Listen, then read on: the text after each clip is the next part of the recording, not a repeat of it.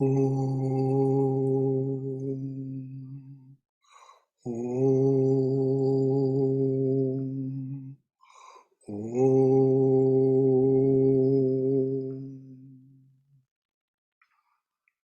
Well, good morning, everyone, and thank you for being with us this morning. Namaste. As you know, we have a guest speaker this morning, Swami Vinayakananda. He's not known to me, so I'm not going to give an introduction. So, and I'm told that he doesn't want one of his followers to give an introduction. So I'll simply do our opening chant and then I'll leave it to Maharaj to lead us through his talk this morning, which we're very much looking forward to. So we'll start with this.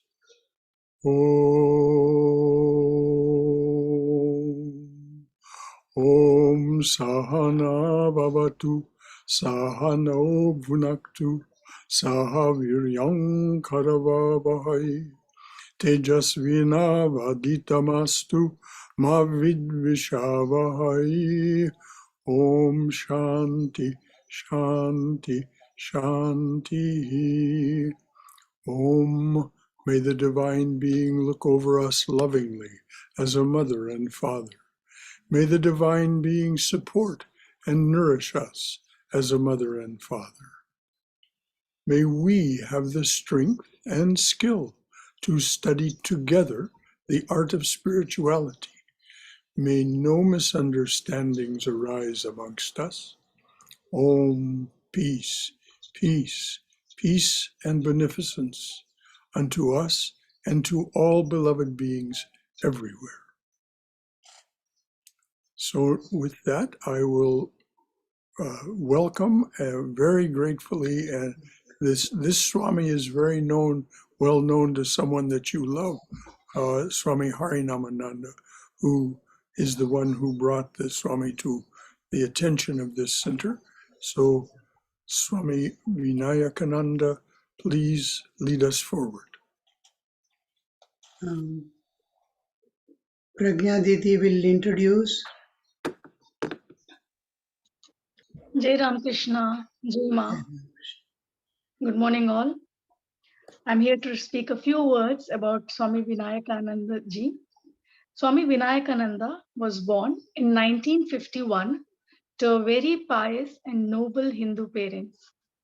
His childhood and youth was spent in a very divine atmosphere, and at a young age of about 19 years, he had already decided to renounce the worldly pursuits and take to monastic life with the twin ideal of Swami Vivekananda, Atmano Mokshartam and Jagad, hitaya.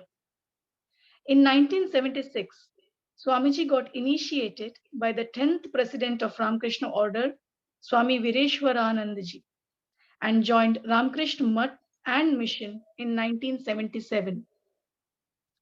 He had his sannyasa in the year 1987 from the 11th president, Srimad Swami Gambhiranandaji. After 14 years of service in the mission, with the blessings from elder monks, he left for tapasya.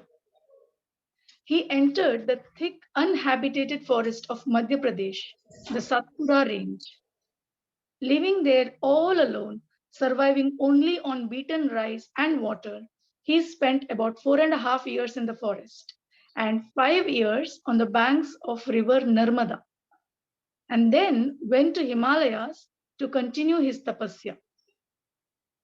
After spending totally 12 years in tapasya, he came to South India as a mendicant monk. Inspired by his life and spiritual vision, a few earnest spiritual seekers gathered around him.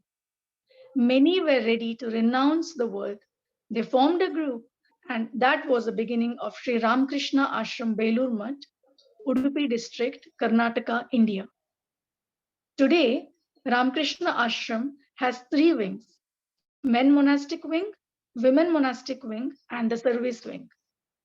All the wings have provided Vanaprastha section for people who want to lead a spiritual life after finishing their worldly duties of life. All details about this ashrama is available, and about Swamiji is available in the website. I'll be sharing the website details here shortly in the chat. Thank you. Jai Ma.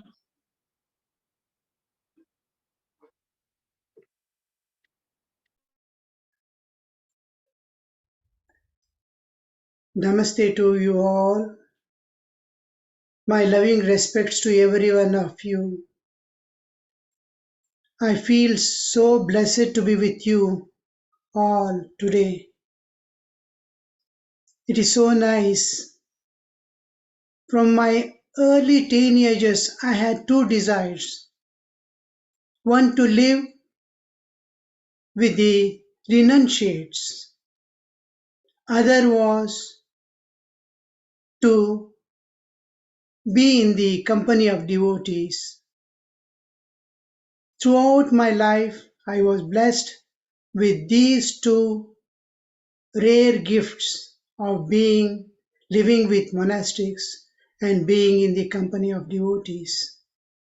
Today I am with you all with the same fulfillment being given to me, and I feel so blessed to be with you all. Well, so beautiful is this nature outside. Wonderful world we are living in, and nature constantly radiates beauty, peace, love, purity, perfection, divinity. But except our mind, peace pervades everywhere.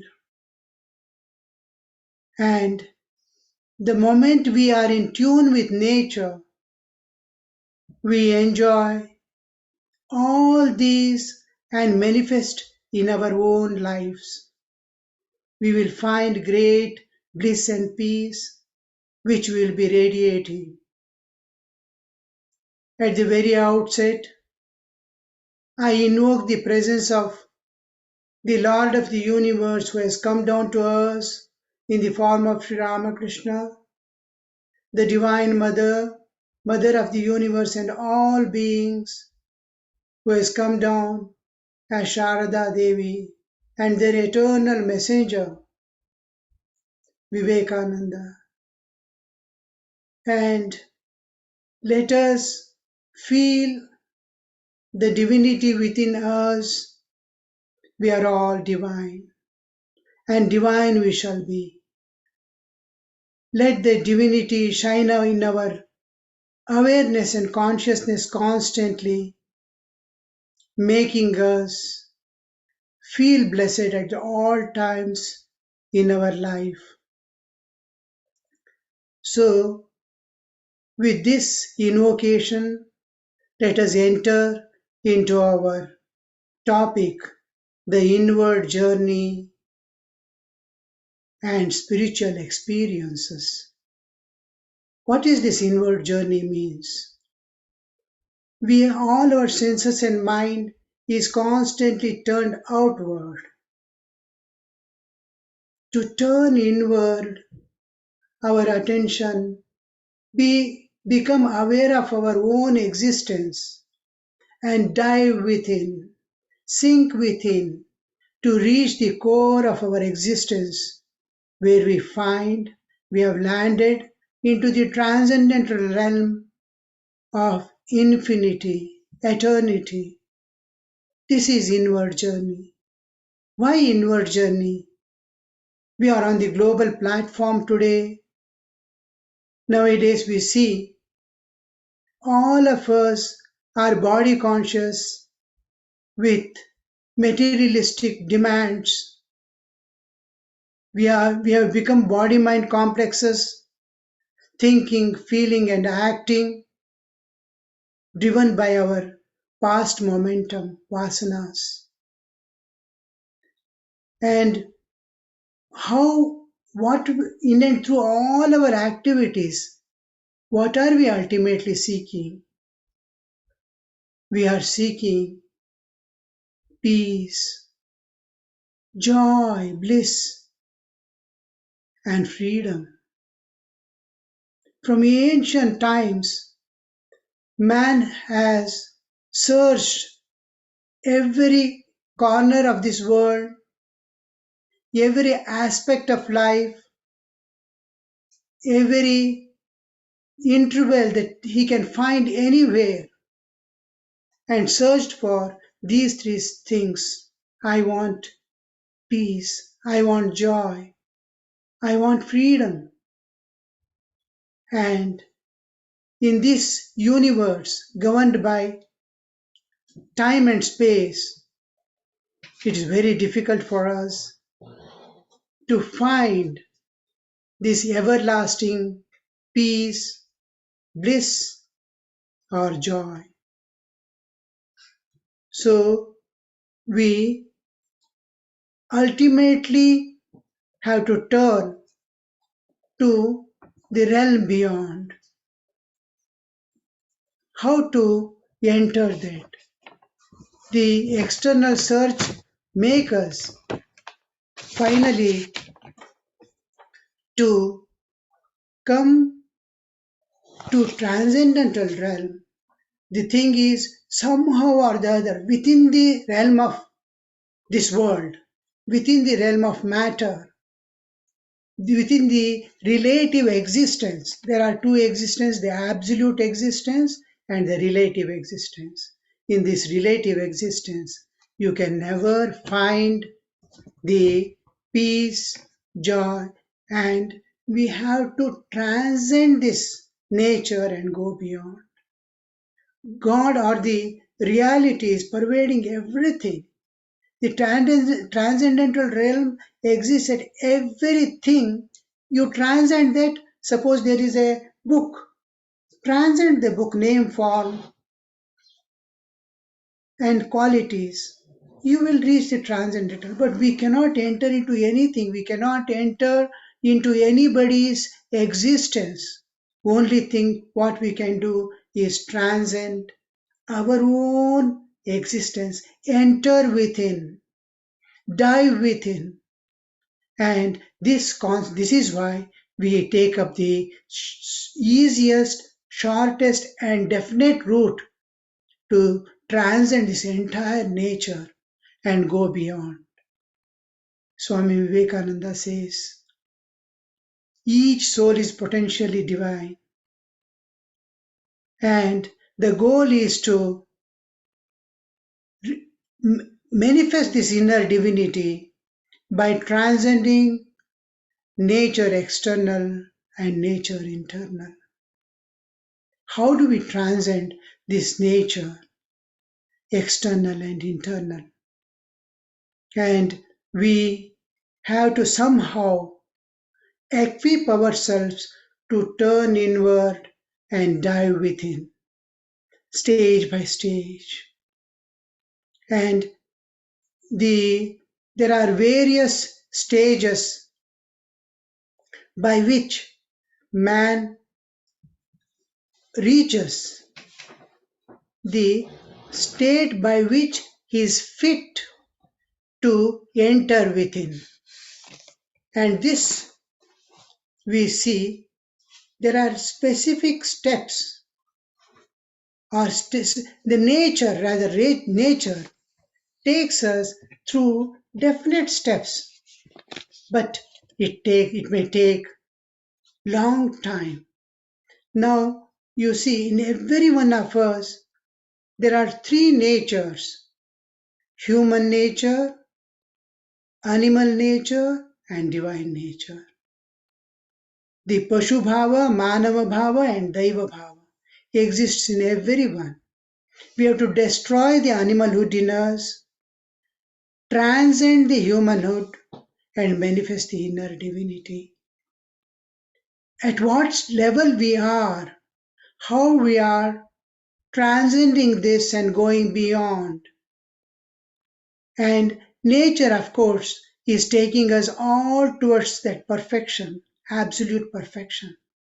But it may take many, many lives together. And we see in what stage, what will be our nature and things. The first stage, the lowest stage, is being in animalhood, that is tamasic, like inertia, like matter we become.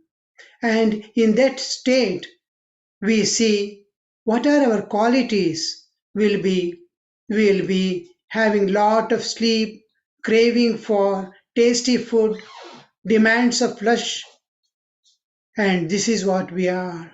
And what will be our temperament at that time? Wrath, lust, sensuality. I don't care, that type of ego. And what does it denote? That the person is in declining phase, devolution towards ruin.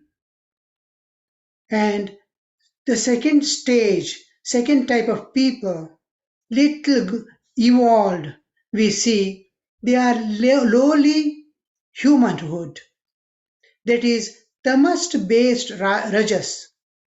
They are rajasic, full of movement, activity, but it is tamas based.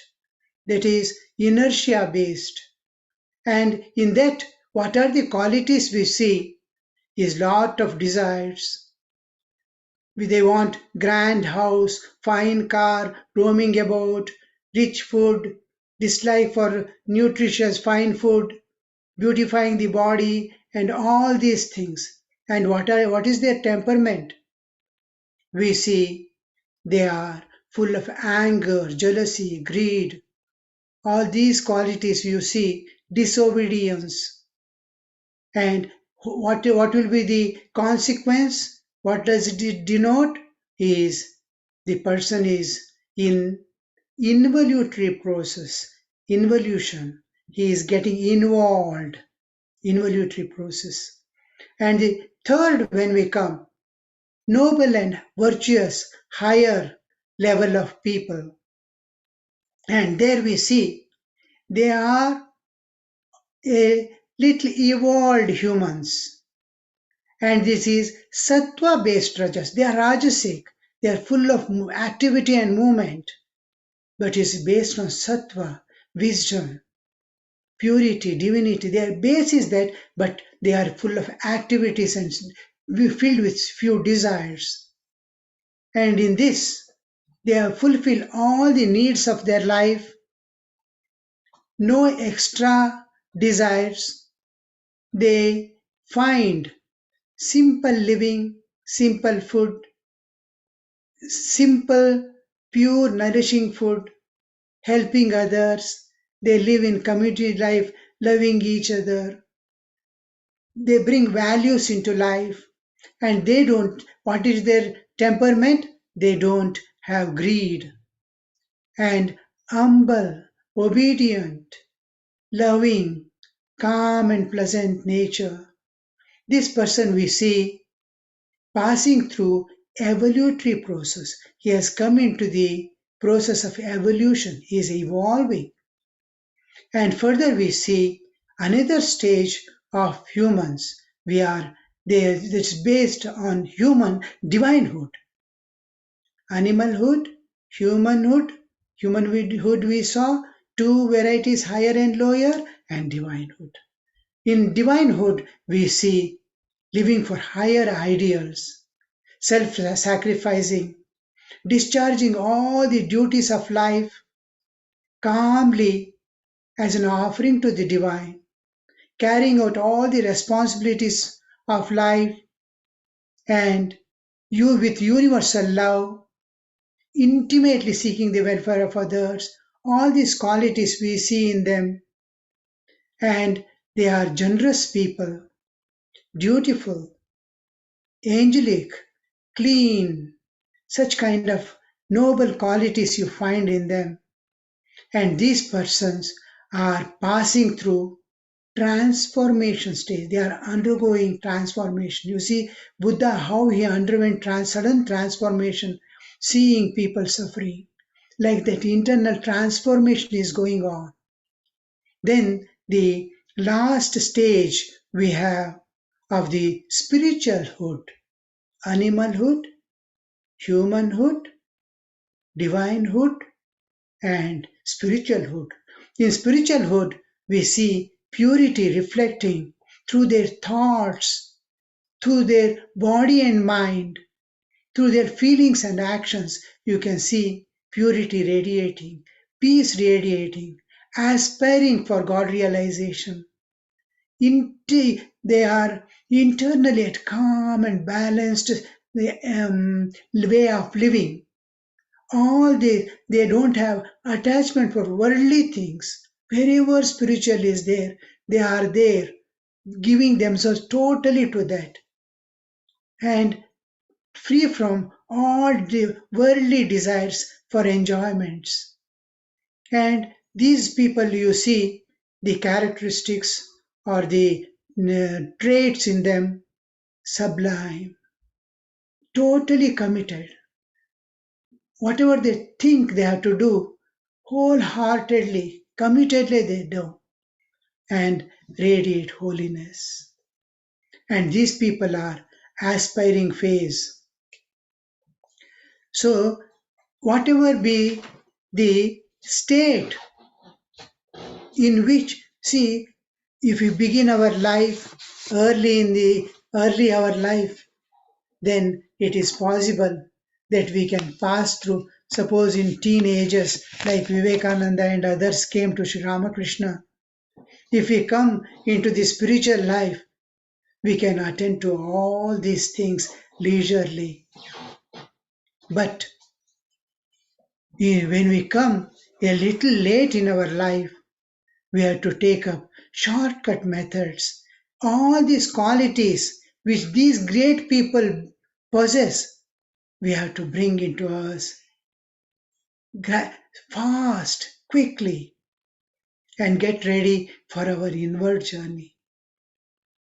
As Swami Vivekananda says, transcending the nature external and transcending the nature internal. What is that transcendence of nature internal? That is, we have that inner divinity, and external so many things loading on us. And how do we bring about? First thing is to have a perfect disciplined life. In our childhood, my father used to get up at 4:30 every day, whether it is raining or sun, make us get up and sit at 5 o'clock for studies. 6 o'clock he would take us for running to ground, have physical exercise. Even if it is raining, we have to go.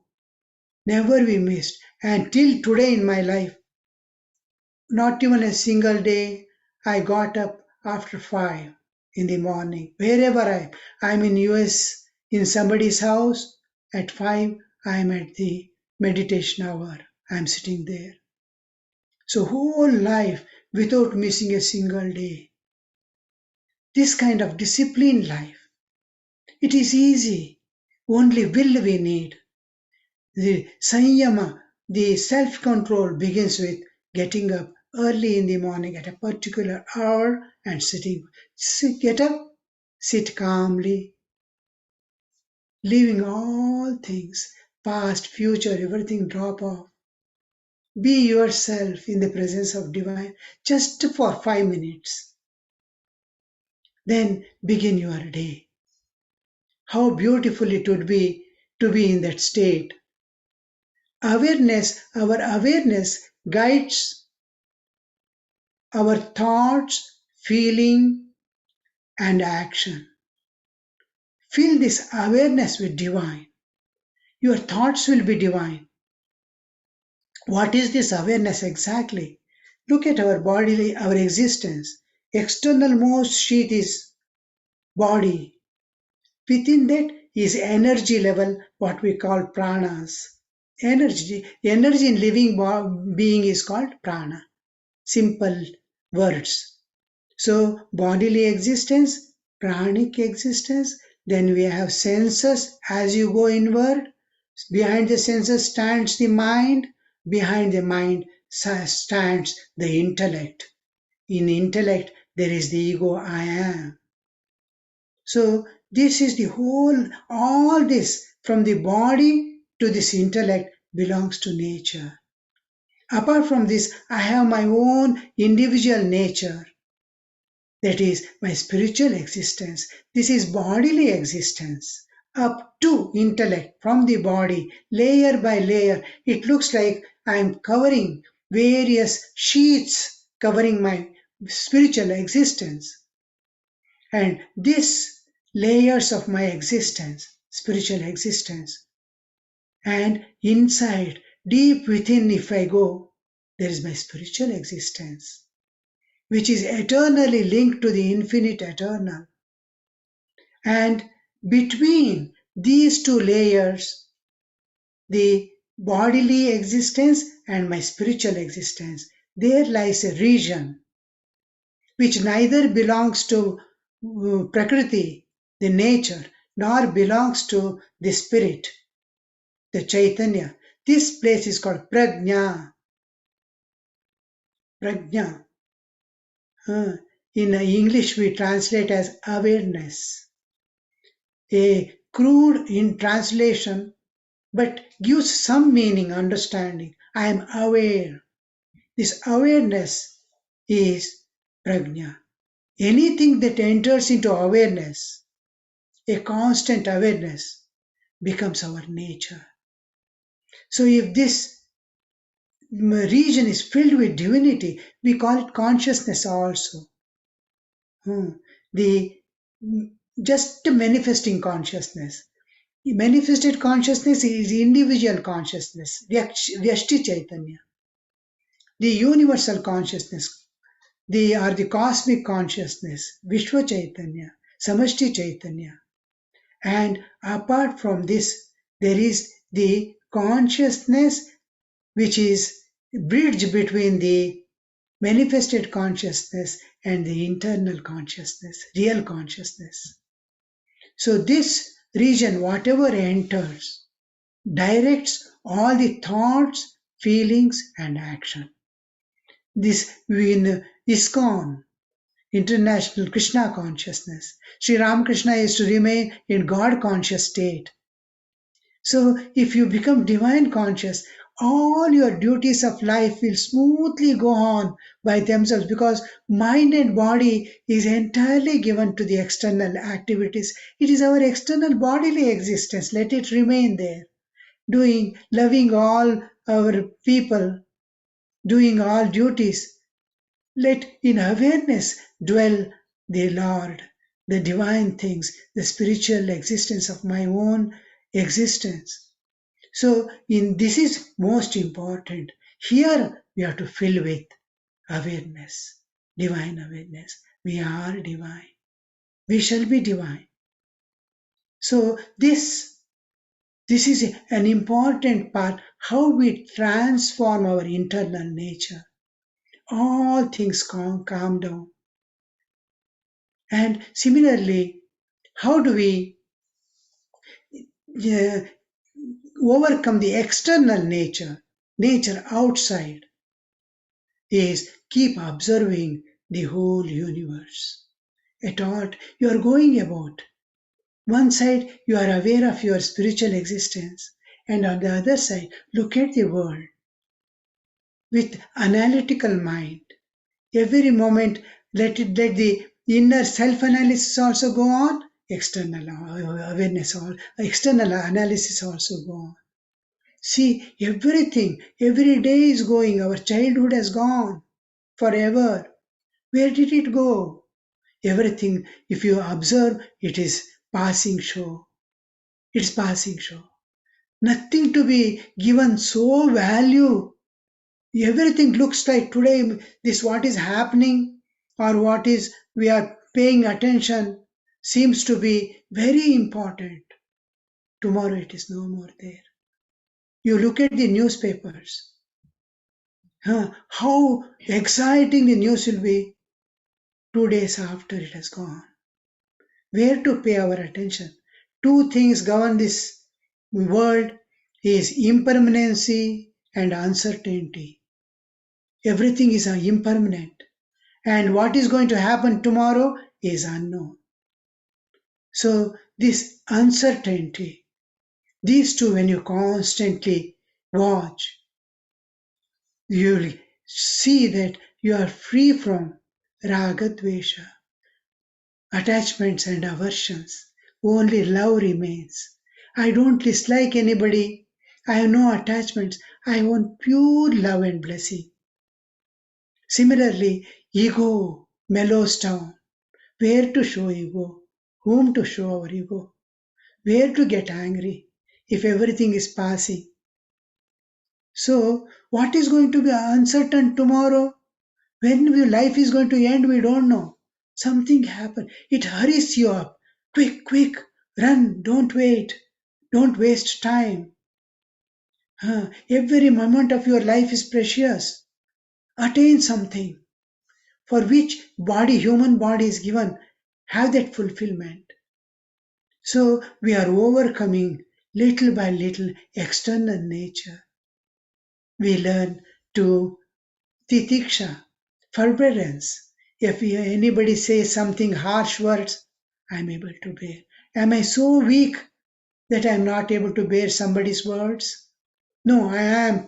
It is possible. So goes my life. And unaffected by three things we have to remember what constantly bothers us from the external world is situations of life. Shocks may come, some accidents may happen. Be unaffected by it. We have great duties to perform. Rush, do, but don't get worked up within. Let inner peace and inner joy not get affected by the external situations. You will be able to nicely handle the situation. We let problems come. We are humans. Let us attend to them joyfully. So we must be in a position, be master of the situation, never slave of the situation. Second thing what bothers is people around. They will be either have some demands upon us or some comments to give and go. Don't get affected by these things. Just brush it off. Tomorrow it is not there. Neither I will be here nor you will be there. What for to fight about? Silently. But see that they do not interfere unnecessarily and trouble you. For that, show angry face, but don't get angry. If you get angry, you are fallen. If you show anger, then things go on in right way. And the third one is bodily conditions. Begin with bearing small amount of summer heat, winter cold, with minimum clothes. Adjust. Don't get, oh, today what is so hot, so hot, so hot. Don't do that. You have tremendous capacity. How did the ancient people live? Are we not able to live? We have become too much of bodies. Now let us become spirit. The mortification is of body is not to harm the body, but it is to awaken the spirit within. So bear a little heat and cold, small words of people, and you see you are free from the external nature also. This is how we change the internal and external nature. But you see, to go through all this, we don't have time. Most of us are busy in the world with little earnings, managing all things, but we need to now, with the short little remaining time, we have to manage our life and hurry up to slowly turn inward, dive within, and reach know who am I in this body. So train your mind with few things. Be cheerful with a smile on lips. Holy Mother says, smile on lips and mouth shut. Most of the with smile on the face, lips, you will solve all the problems. Being silent, you will not allow any problems to come up. So, these cheerful, pleasing, possessing internal contentment. Be contented with what you are. My father used to tell, when you want to buy or get something, think twice whether you can live without it. Can you postpone? Then buy. Yes, I can live without it. I can live without washing machine. Yes, I can live without my washing machine. Without a fridge. Yes, I can live without a fridge also. Like that. See, everything looks like absolute need. But when we analyze and see, it is more time saving, more easy process than to go for things. So be contented with what you are. Build up harmony, inner and external, inner harmony within yourself. Everything harmoniously going on. Mind, body, senses, feelings, everything. External harmony with people in your field of activity, external harmony. And go always beyond likes and dislikes. Remain always beyond likes and dislikes. Don't see, you can, you are divine. So, likes and dislikes, come out of it because it captures your mind.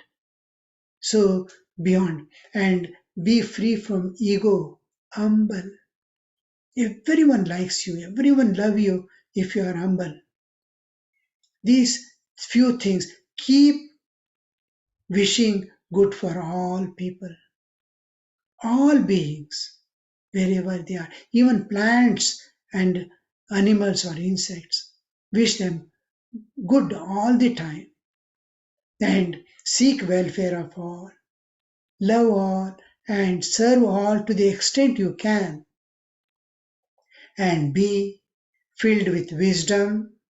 You will not have any problem, and dispassion. Nothing tempts you. Now we find ourselves unaffected by internal and external nature impingements at the gross level. Gross level, it is not affecting. I am moving about in the world, nothing affects me. At gross level, I have transcended, but I have not transcended at the subtle level. So when I am not affected by anything, I enter frequently for longer time in solitude. I try to remain. I now, if Swami from the ashrama has gone to near Belur Mutt to stay for 48 days, one mandala, alone. He is in Ekanta. And now he'll be all subtle desires will come out, start coming out. Because he was busy and with people, he never knew. He used to feel, I've conquered myself. But when he goes and sits alone, all things will start coming out. Then he will again use prayer. Oh Lord, what is this? This desire is still lurking in me. Remove this, remove this. He will start dealing with his subtle desires. Then slowly, within a few months, 8 to 9 months or a year, he sees all subtle. He is able to calmly sit in Ekanta and think of God. Now you see, he is free to take up the inward journey. What is this inward journey? Now we see one of the important things, how to go inward. We know we have to turn inward and travel within. What are we? If you see, we are constantly passing through three states of existence or three states of our being, that is, waking, dreaming, and deep sleep. Jagrat, Swapna, Shushupti. The three states we are constantly passing through. We have three bodies, the causal body, the subtle body, and gross body. Karana Sharira, Sukshma Sharira, and Stula Sharira. And we have to go When we withdraw from the Stula Sharira, my individual consciousness, I am conscious now. I am conscious of you all. Each one is sitting there. I am able to see you all. I am conscious, I am talking to you. This consciousness, I am going to withdraw. In fact, nature makes me withdraw when I sleep. The individual conscious and body enters into sleep state. From there, I go back. Stage by stage, I go. From subtle, when I withdraw from when I am pervading all the three bodies, I am in waking state. When I withdraw from the physical body, I am in dream state. When I withdraw from subtle body also, I am in deep sleep. Jagrat, Swapna, Shushupti. Now, in the same way, we have to turn inward and go in the same direction, forgetting one by one layer of our existence. This is the process of meditation. And when we try to turn, it is not so easy to turn inward. We try, we can't, because we are accustomed to sit for meditation a few minutes, withdraw ourselves like drawing the car behind, withdrawal, and then manifest ourselves. Go back and come forward. But here we see this is not necessary. Cannot be applied. We have to turn inward and dive within. The turning inward, world is binding us, our bodily existence is binding us, our ego is binding us. So we can't turn inward and dive within so easily. So what do? We don't keep anything in this world as mine. In sannyasa, we take the vow of poverty. In case of householders, they consider everything belonging to God. My children belong to God, my property belong to God, all that I have, my body, mind also belong to God. I am serving Him here by doing my duties of life. So he is free from the things attached to the world. Mind is not attached. Now ego, from ego, we spend our time by serving others, where ego is fully crushed and being implicitly obedient, totally obedient to my seniors or my parents. Through obedience to parents, to dedicating our life for the family, in case of householders, they get rid of their ego and serving the society, fulfilling all the debts of the world. We have debts towards the beings, we have debts towards the parents, we have debts towards the rishis. All these debts are being fulfilled. And ego, there we sacrifice. And we come to the bodily existence. In case of sannyasa, he takes the vow of chastity. He will not enjoy anything, even tasty food. Taste is for he offers to God and food to his body. In householder, he will not go away from his awarenesses, duties, and responsibilities of the family. No illegitimate fulfillment of desires. All legitimate enjoyments are permitted. And that is a part of their purity, that they do not acquire others' property or other enjoyments which are illegitimate. No. That itself makes them turn inward. Yes, I have seen many householders telling, including my parents, I have lived a ideal life of an householder. I have nothing to fear here or hereafter.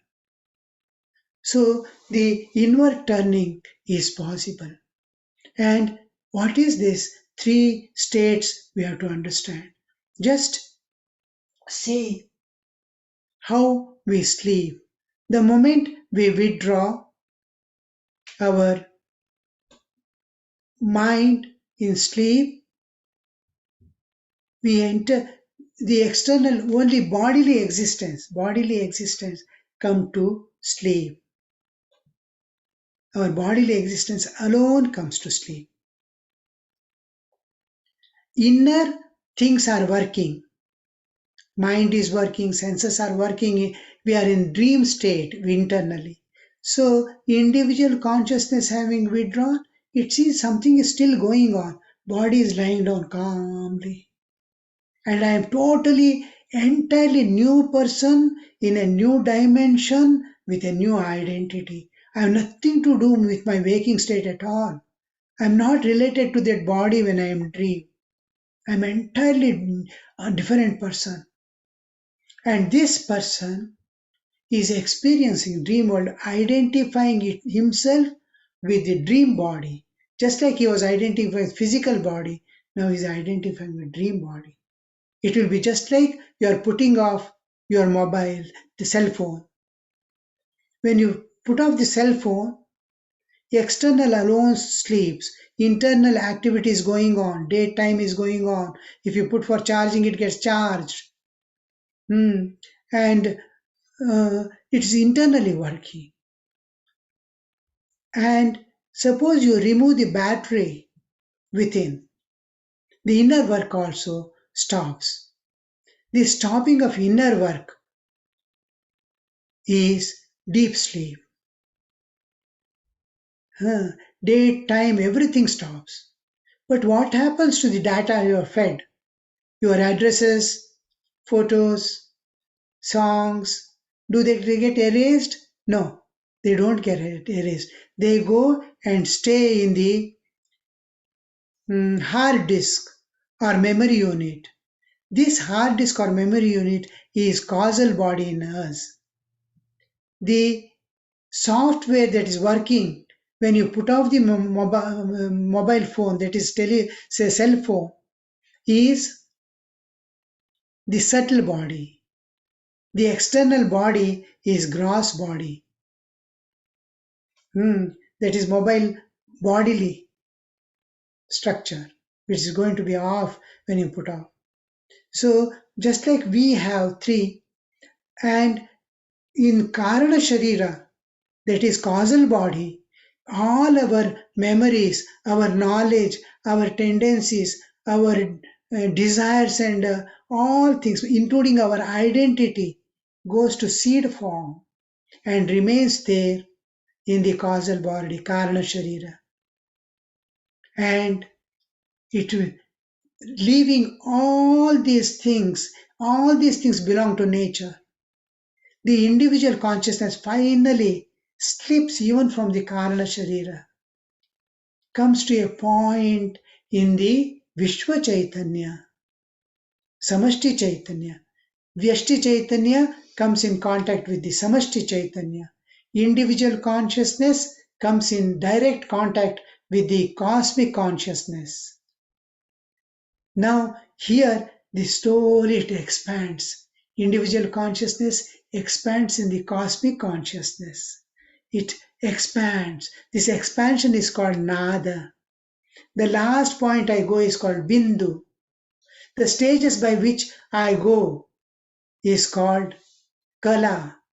Nada Bindu Kalatitha is my real existence. So this is the how I enter into my real existence, independent of the entire bodily existence and nature every day when I enter into sleep. Every day I am expanding in God, all pervading consciousness and coming back. That's why I am alive. That is life. Life is expression of consciousness through matter. Expression of spirit through matter is life. Wherever you see life, there is Chaitanya and Jada. It's a combination of matter and spirit. And it is there we have to go. And when we come out, how do we come out? It is just like you are opening a laptop. When you open a laptop, how do you open? Just put it on, you start something revolving, And when something is revolving, you say, all things in us, we are coming and touching the Karana Sharira. Individual consciousness separates back because our karmas are there pending. It calls back. Sukha Dukkha I have to experience joys and sorrows of life. It calls me back. I have so many ambitions to fulfill. It calls me back. I have so many attachments. It calls me back. I shrink back to that point where I started expanding within and touch the Karana Sharira. The moment I touch the Karana Sharira, it is just like opening a laptop. Something starts revolving, and that revolving is indicator of all the seed form. Whatever has come to the seed form is getting activated. My tendencies, knowledge, everything is getting, the data is getting activated. Then I further go and touch the Sukshma Sharira, mind and senses. And in the laptop, you will get the windows are opening. So the third thing, after all the windows are open, senses are become activate, and mind has reached its brain, and then we touch the physical body. In the laptop, welcome, welcome. So the same way we sleep every day and we get up every day. We have three bodies: gross, subtle, and causal.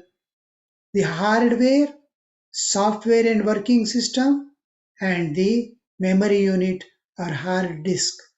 We have three, and we pass through these every day. So this is now turning inward and diving within. Now you are ready for turning inward and you have equipped yourself. You are able to sit calmly without being affected by anything external. When you sit for meditation, when you are working in the world, moving with people, nothing is able to affect you. You are joyful and calm at all times, and every situation is a play for you because everything is a passing show. You are participating your life. Huge cosmic sacrifice is going on. Each life is coming. It is ahuti into the time. It is going off. A offering, an oblation into the fire of time and space. Each life is going as a sacrifice. We consciously are participating now into the cosmic sacrifice. My life also I am offering. And to reach divine, not to again get involved and involuntary process I am not going through. Evolutionary process I am going through. So when I go and sit, I will see in a proper posture I sit, not shaking anything of my body. I breathe not through the chest. If I breathe through the chest, my bones will be moving.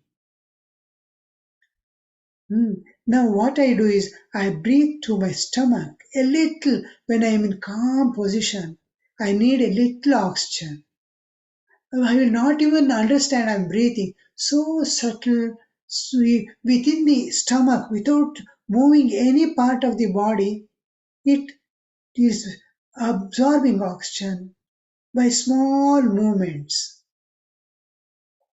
So this we experience. And when we turn inward and dive within calmly and sit in the proper posture and go within, you will see slowly you have become unaware of your bodily existence. Just like you are entering into sleep, you become unaware of the bodily existence.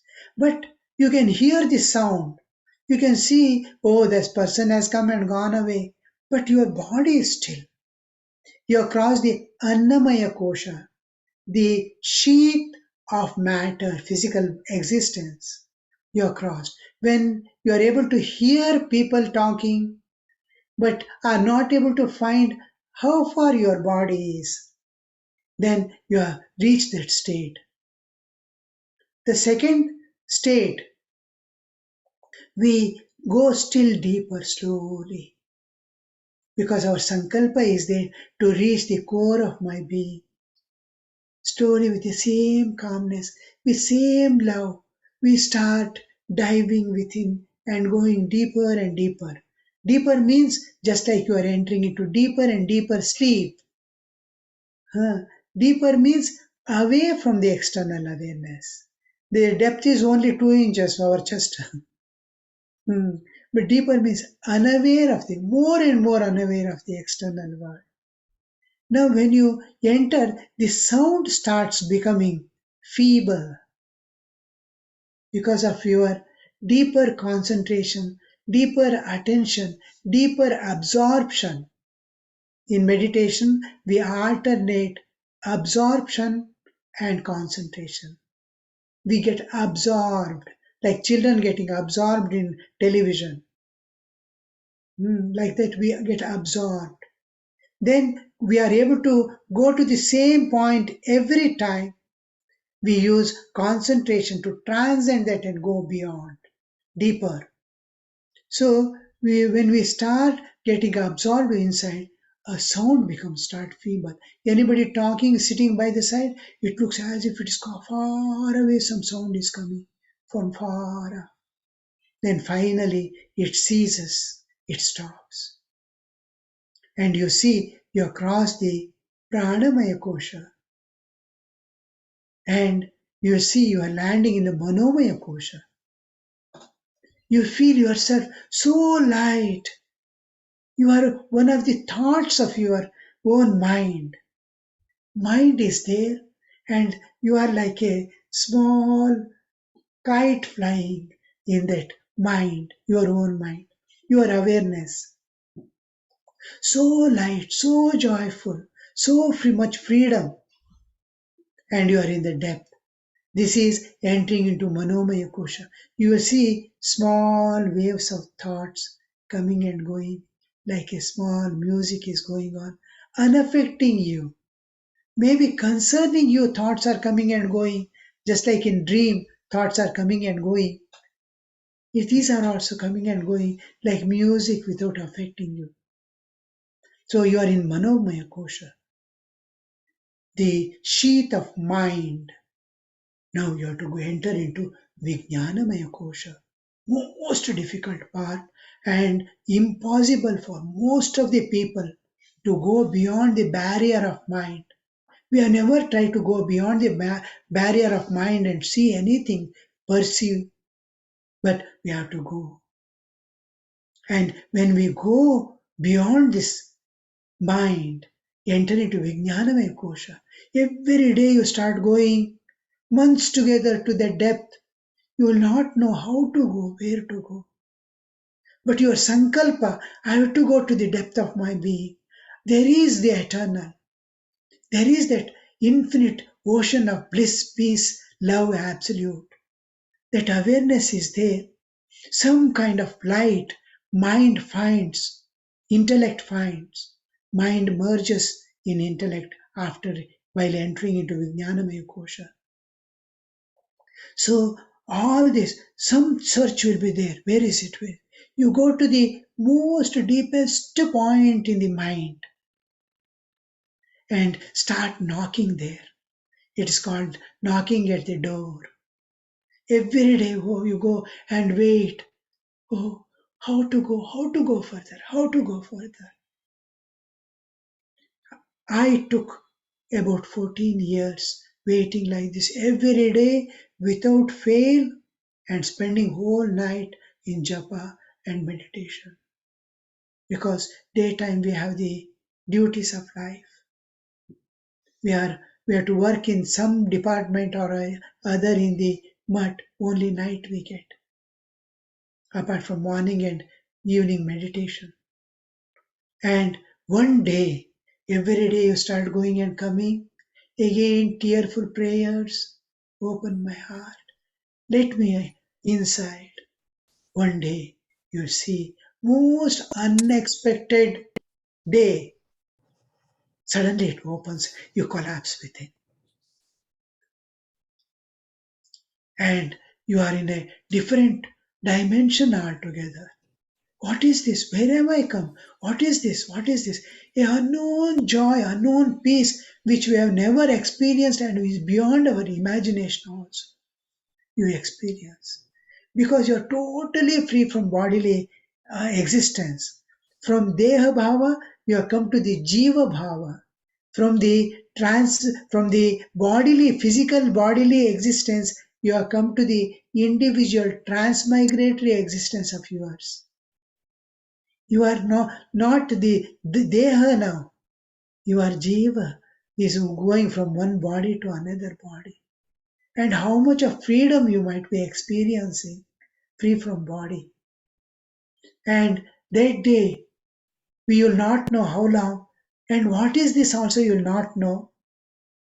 But when you come down slowly back to the waking state, you will feel yourself.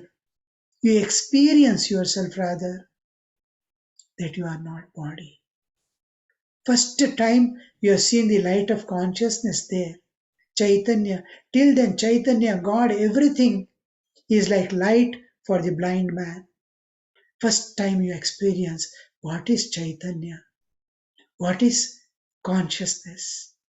We use the term consciousness, Chaitanya, but we don't know. It's just like blind people telling light and colors. This time, and when you come back, you will be like a person sitting in a car. You are sitting in the body, totally separate. Just like now, how you are with the clothes. You are clearly knowing you are not these clothes you are wearing. Like that becomes the body. I am not this body, but I don't know who am I. But I am not body becomes confirmed, clear, experience.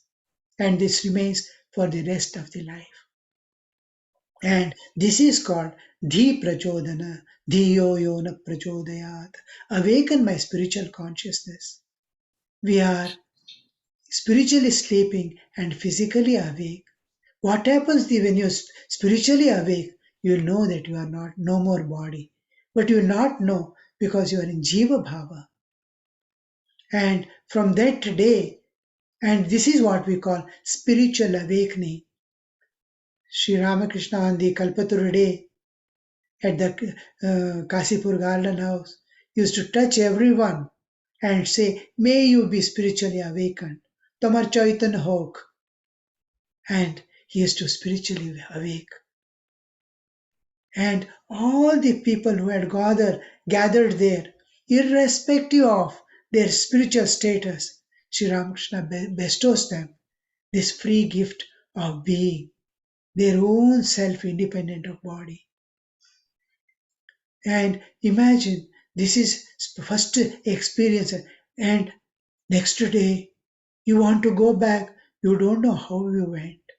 You will struggle, you will weep, you will strive, and nothing can take you back because you don't know how you went.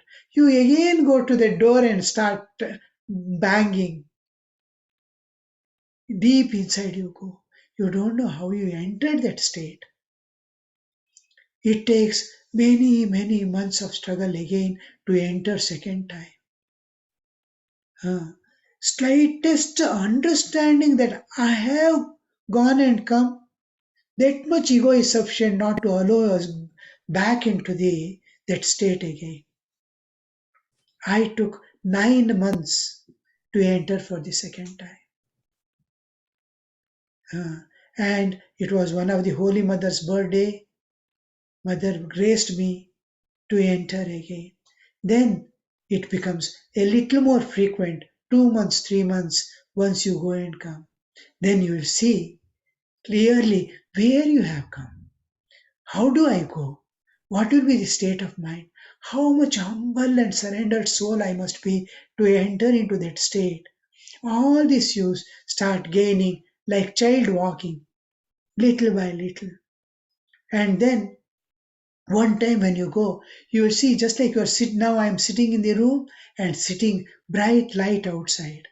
The sunshine is shining there. I am able to see.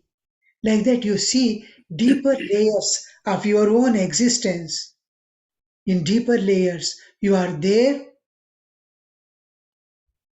seeing the light, brighter light. It is light of consciousness. There are three space of matter in which we are living now, space of mind in which we think, Mahakasha, That's an opinion that you can keep to yourself. Chitta Akasha, mind, space of mind, and beyond, space of mind. And then space of consciousness, Chidakasha. When you struggle to go enter inside and expand, you will see you are in another dimension, the Chidakasha. Chidakasha is backwaters of the sea in land. Bodily existence, the Chaitanya, the universal Chaitanya, the cosmic Chaitanya is expressing there. When I land there, I am in a different place, in a different state of existence. I have entered God. That is Chidakasha. Your intense longing to see your Ishtadevata. Claim the one. Somebody's Bless your office. mute is on. Some sound is coming. Disconnect. So you are entering into Chidakasha, space of matter.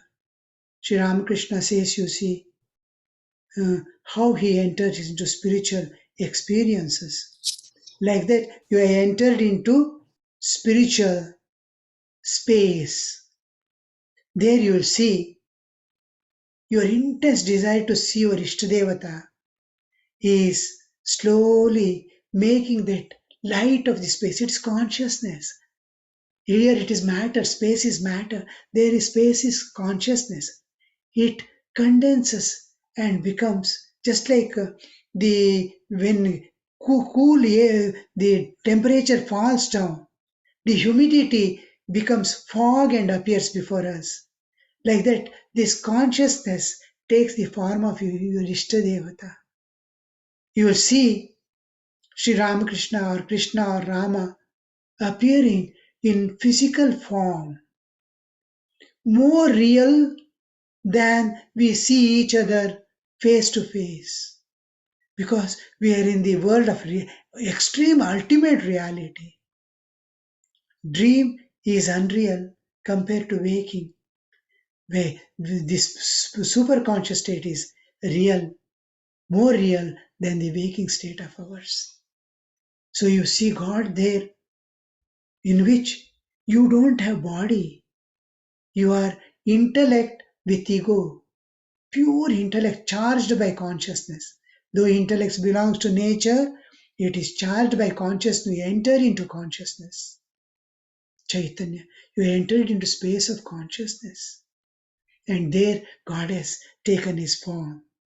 There you will see that you want to go and touch and talk. Now you get a body, just like you get a body in dream, Swapna Sharira, you get here Prema Sharira, love body.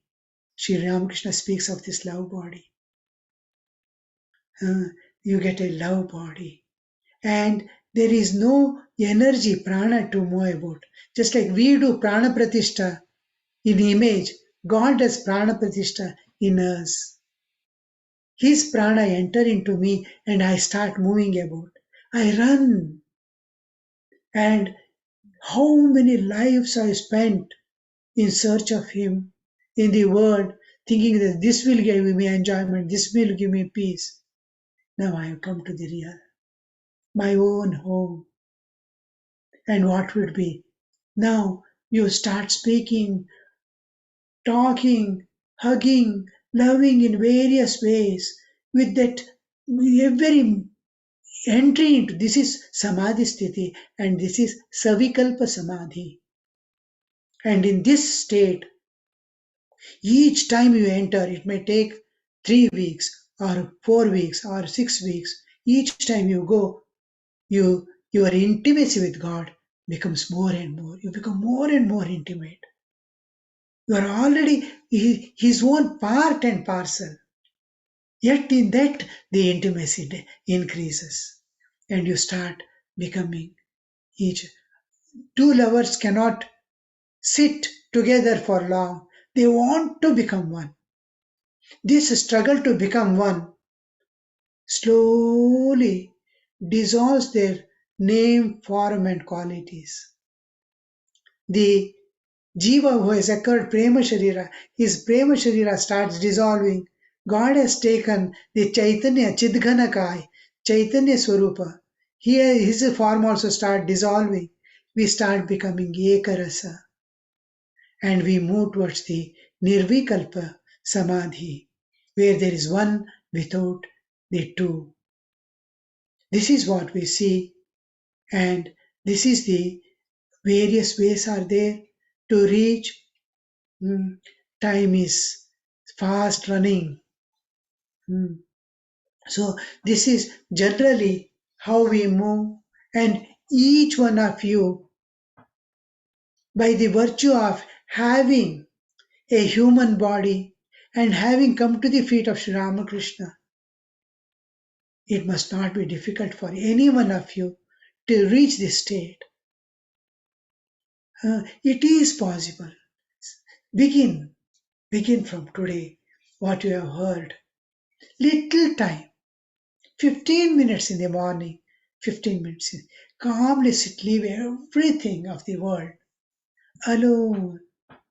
Do your duties with great interest because you are going to get something in reward. Love your children and family. Love your neighbors.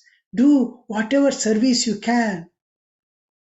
But few minutes give to God entirely yourself, unconditionally. Then no world for you at that time. Only you and God. 15 minutes in the morning, you will reach.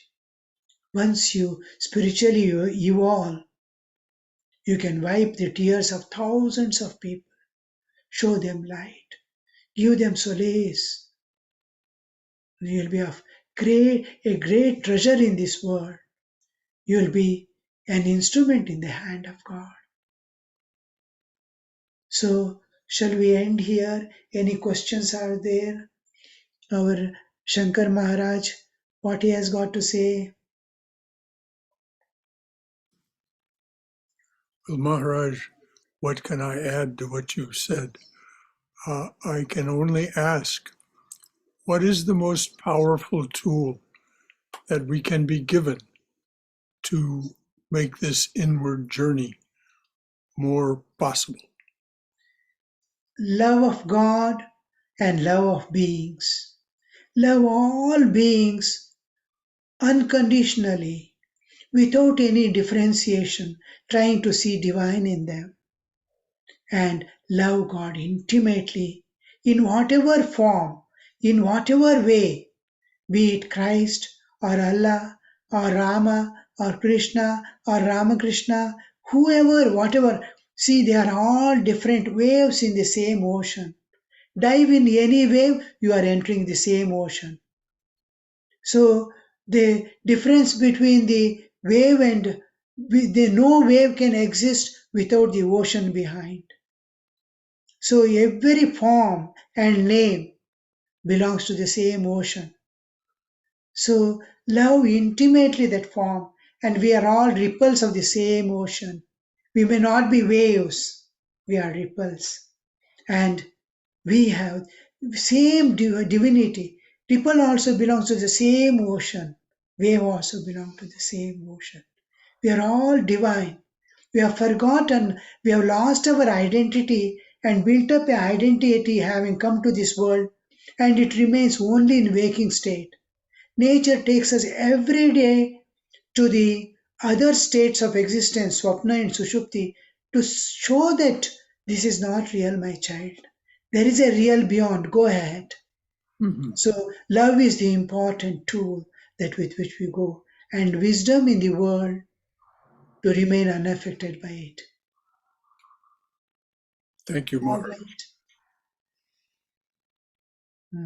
We have to expand our heart to be one with this universe, expand our mind to be one with nature, and we expand our consciousness to be one with the divine pervading everything.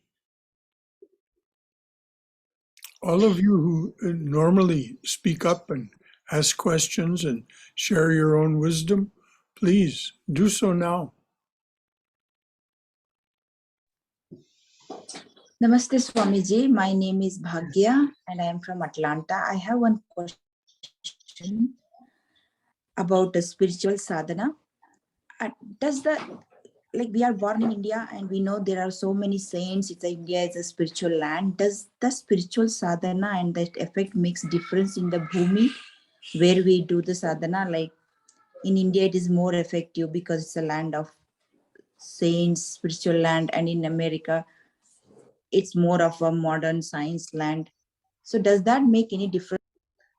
Yes, in the beginning, what happens is just like a child inherits about 25% of the parental trait. It has brought the rest. Now, what he acquires is from the environment. Environment, if it is conducive, it helps. Otherwise, you must build up such an atmosphere within yourself which is independent of the external, whatever be situation, external situation. You must be living in your inner world and radiate that around you to make that charge, that atmosphere with spirituality, with purity, with divinity. Wherever you go, you must radiate that inner peace and joy. Never get angry, never get affected, never get worked up at any situation. Be always smiling and joyful. You see that you are in a heaven and heaven is within you. So, in that case, if you have acquired your inner peace, inner harmony, external harmony, then you will see that wherever you are, it is immaterial. So we have to acquire it is possible. It is possible. A little awareness only. Our awareness is linked to the possessions, earnings, and enjoyments. Uh, Ordinary people will go for comforts, may not be for luxuries. They make a comfort zone and start living even after taking the spiritual life, taking up to spiritual life. We have to come out of that comfort zone. We have to strive now. There is no time. Life is going away. Before the body falls off, you have to achieve the safe place and make our next generation give the legacy and go. They will follow you. Then anything else? No, you are mute, you are mute. Swamiji, I have one more question. Yes. Is it important to have the Ishta Devata? Because sometimes I feel like I know I love all the gods, but there is no specific Ishta Devata I have. It doesn't matter. If you are, whatever be the understanding of God, you must have behind background the absolute existence, the impersonal absolute, but the personal God, and then the universe. Now, what happens is, what is Chaitanya, consciousness? The consciousness that is pervading my bodily existence, individual Chaitanya is Jivatma. The consciousness pervades the universe and exists. Now, the consciousness which is pervading your body and says, I am this, is Bhagya. The Chaitanya which is pervading this, my body, and says, I am this body, is Vinayakananda. Vinayakananda is not body, it is spirit pervading. Similarly, the spirit which pervades the universe and governs it gives existence to all that exists. He is called Vishwa Chaitanya or Paramatma, God. And beyond, in which the whole universe appears and disappears time and again, just like we sleep and wake up. The whole universe dissolves in the causal form, takes the cause, again manifests, time and again, in which it happens. Millions of universes appear and disappear, Ananta Koti Brahmanda, and that is what we call the absolute existence. So, absolute existence is represented by always by Om. At the beginning, Shankar Maharaj used Om, Om, Om, which transcends the entire universe and beyond. Eternal existence. The universe is a constantly changing flux. It is ever changing. We took birth, and every moment we are changing. We are moving towards old age and death. Every moment is changing. We don't perceive because that I is continuing. So, like that, the whole universe is constant, unchanging, eternal reality is there beyond, in which this time and space bound universe appears and disappears time and again. So, the whole, that absolute is represented by Om, absolute existence. This relative existence governed by time and space, the relative existence is represented by Hrim. Om, Hrim. The entire universe is Hrim. All the powers in it. It is like a government, which various department. Finance department is Stream, Lakshmi, the head of the finance department. And the educational department is there, Saraswati, Aim Bija Mantra. See, all these Bija Mantras together, all these powers together is represented by Hrim, the universal power, which creates, sustains, dissolves, again creates. This Hrim. And then the God coming in that, in the form of Ishtadevata, to lift us, take us. It is like somebody putting the hand from the window and taking you out. From the absolute, one hand is coming down to lift you to the your home, eternal existence, giving you eternal life. That is Avatara. Yeah, you can take any form of God, or you can be without also. You can directly approach the universal consciousness. We call Ishvara in the philosophy, the Lord of the universe. You can take with form or without form. With form, he has to manifest to you in that form. If you have form, it is easy to keep your heart fixed. And love. See, intellect gets fulfillment easily, but heart remains empty. We are emotional beings. Where to center our feelings if we don't have an Ishtadevata? So we keep the Ishtadevata.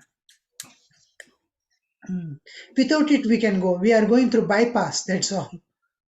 You want to go through the city or bypass, you have to decide. Swamiji, I believe I love forms, but the problem is who is my Ishtadevata that I'm unable to decide. Because Like the when the Ishtadevata, Krishna, I love Krishna. you see, in my childhood, I was lover of Krishna because he is playful and mischievous. They tallied with my nature. When I went to the college, Rama became my Ishtadevata because there is Satya and Dharma, truth and righteousness. Then I need truth and righteousness when I come to youth. Then I grew up and started knowing the secret of life, purpose of life. Then Ramakrishna became my ideal, Ishtadevata, because I have to transcend the nature and go beyond. Ishtadevata may change, but what stage you are, with that you develop. Just like you are going to school, there are 40 students, and with one you become friend. How you become intimate friend? Jigri dost.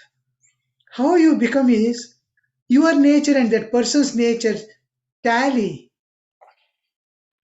You are born of that certain qualities.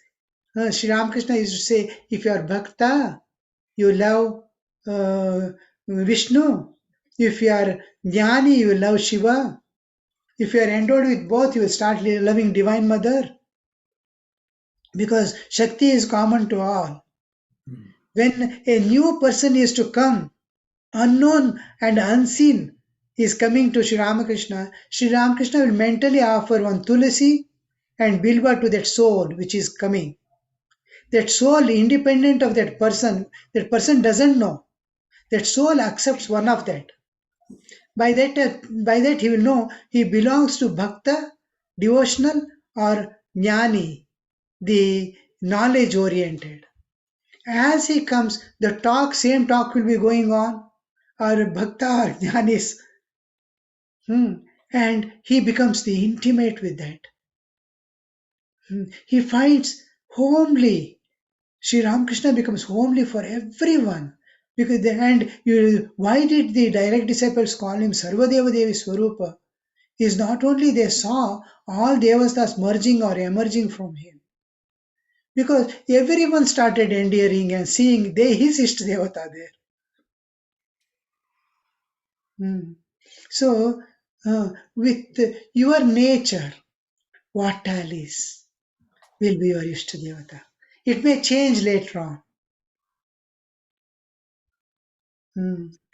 Swamiji, Namaskar. My name is Vijay Nikor from Atlanta. Thank you so much for this very enlightening knowledge and practical knowledge. I'd like to share some experience regarding Ishta that might help our other listeners. In my case, I used to feel the closest to Lord Krishna and then our Thakur, and it kept changing back and forth for a while. But lately I find the most comfort in my alienation, in my connection with my guru who gave me the mantra. I touch the feet of all the deities in my shrine, but the closest intimate feeling I get from touching the feet of my guru. Yes. What Sri Ramakrishna says about Guru is, actually Guru is the Jivatarana Shakti of God. The redemptive power of God appears through or manifests through a person whom we call God, whom we call Guru. Guru is through whom the power of God, redemption power of God manifests. It is like a telephone through which I am speaking to you. Guru is the only link between the God and it's a bridge. You can go to the other side and come back. That is why we love. When we are in the world also, your Ishtadevata is with you through Guru. And when you transcend and go beyond also, he is there with you. So Guru becomes the link between the Ishta and the Jiva. That's why most of the people, and when you get the first vision of God, Guru appears and points out, look there, your Ishtadevata. And then finally, at the time of liberation, transcending the entire nature and going beyond, again Guru appears. The Divine Mother will be making you cross the realm of nature into the eternal. Guru stands there and merges in the Ishtadevata. Thank you. Thank you very much. So Vijay, that's now please mute yourself because we're getting feedback from your microphone. Please mute yourself, Vijay. Very good. Anyone else have anything that they would like to offer the Swami? Swamiji, I have one more last question. I'm sorry. I have to Yes. ask this. Welcome. This is regarding the love for the God. How do we get the love is something which should blossom naturally, which is not something we get some trained for or something. How do we get love for the God? Like, See, love is possible always between the similar species. An ant can love ant. An ant cannot love an elephant. A dog cannot love a cat. Dog can love dog, cat can love cat. Similarly, we are humans. God is divine. How can we love God? To love God, we must become divine. Or we must bring God down to our level of human. God coming down to human level is possible. Like our Ramanujacharya gives the explanation of Avatara. That we cannot climb the elephant. So elephant sits down and puts its trunk behind so that you can step on it and climb its back. That is Avatara. We cannot reach God. So God comes down. It is incarnation. Or we must divinize ourselves, spiritualize every aspect of our life, loving children, bringing up children, everything you have to do as worship unto God. Then you are becoming slowly divine.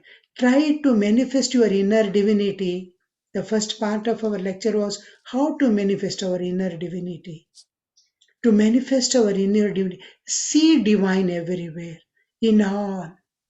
Attend to duties. Somebody is making mischief, show him the eyes, angry eyes.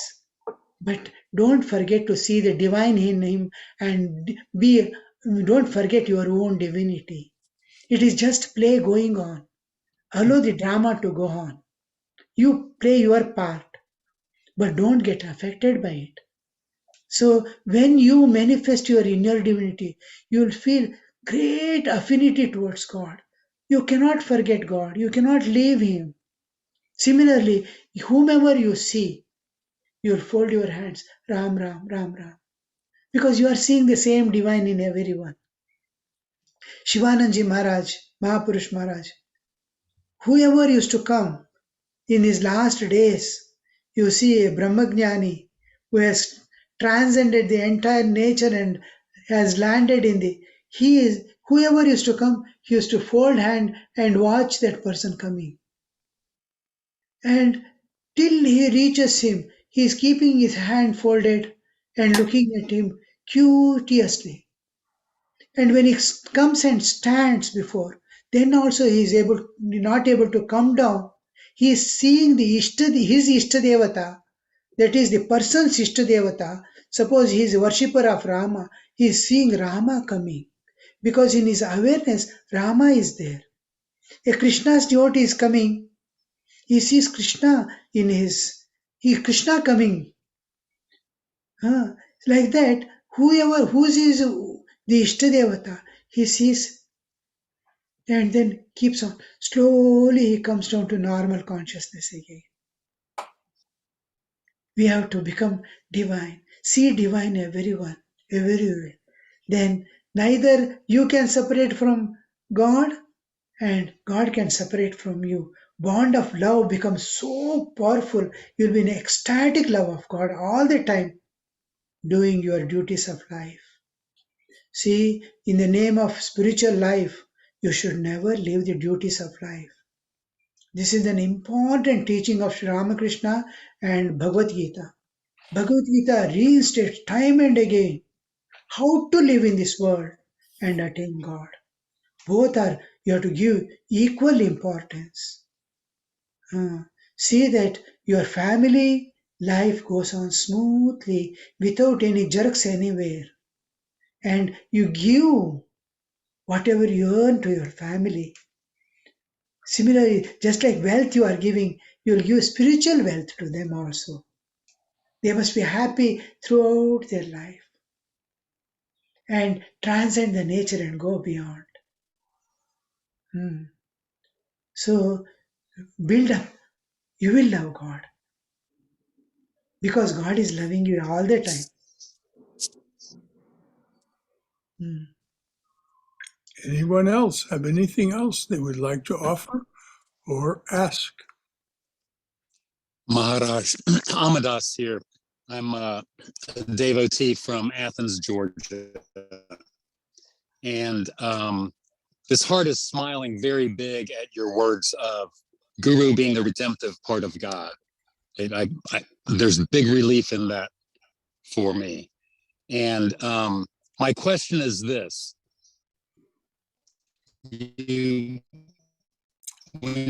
Amadas, you're breaking up. You're breaking up. We can't hear you.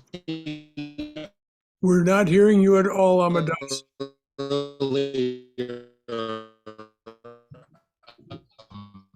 No, no, Amadas, we're just not hearing you.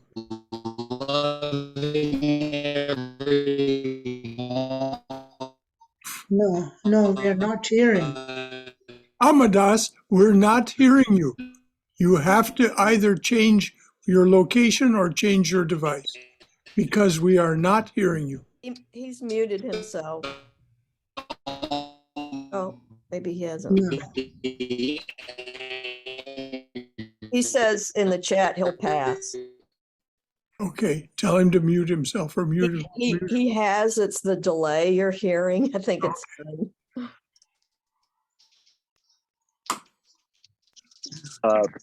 Swamiji, I have a question. Yes. If Okay, let's say one is attached to some family member, can they sort of imagine God to be in that form of that person? Yes, it is possible, provided you are not aware or you are able to neglect the other aspect of human. Like suppose child is there, it goes on pestering. It has lot of importunities before you, and he is disobedient many times. Are you able to see divine there? It becomes difficult. Every human is an admixture of good and bad qualities with respect to a person's view. In himself, he may not be that. But how I view you is my opinion. It may contain good and bad. Am I able to overlook the bad and just to concentrate on the good and divine things to see the divine alone? That's why we give an image and an ideal being. See, Sri Ramakrishna's life, you will not see anywhere any flaw. He says, I have lived a perfect ideal. He did not go to teach also. He took the help of Vivekananda, Naren, to teach the mankind. If he has to teach, he has to come down 2 steps from his ideal, which is unacceptable to man. So he remained there, showing the ideal always. And never he had a complaint against anybody, even regarding spiritual experiences or this or that, regarding religion. He went on showing the correct time. Set your watches. This is the correct time. Whose watch shall I correct? Everybody's watch is, each think it is, his watch is correct, but it may be 1 second, fraction of a second different. So he never cared to see whose watch is correct or not. He found out the correct time and showed the correct time. This is correct time. Correct yourselves. Like Vedas, he showed. Otherwise, he has to comment. Oh, there is one defect in you. And it is going to be changed in no time. The inner essence of every religion remains constant. The external coverings will go on changing according to the people's nature. So on that we start fighting. That should not happen. It is possible. It is possible. To overlook defects in any person, imperfections, impurities is extremely difficult. If you can see God in him, it is good. Just like serving someone. When you serve anyone, suppose a beggar comes and asks you, give me 5 rupees. I have not taken food. Out of compassion you give. You think you have done great work. He will take that 5 rupees and go and buy a knife and murder someone. You are responsible for that. The karma is going to bind you because you are one of the important agent who financed. In that case, that was Sri Ramakrishna says, try to see divine, offer it. When you give anything to anybody, serve anybody, Shiva Gyane, there are two in that person. One is the Lord, another is the rogue. Both are in that person. You see God and he is not going to do anything. See God and give. You are free from karma. So it is possible when you serve someone, you have to see the divine and give. Otherwise, you will be responsible for their karma. So that way, some places you can apply, some places you find it difficult to apply. It is nice to have a divine personality as your Ishtadevata, who have exemplified in life and accepted by many. And you get a group to dance and sing and play, which you will not get. Suppose you treat your son as God, nobody will join you. Perhaps not even your wife. All right. Thank you, Swamiji. Pranam. Namo, namo. Anyone else, anything at all to offer? All right. Swamiji, this has been a great blessing to share this time and all of these thoughts with you.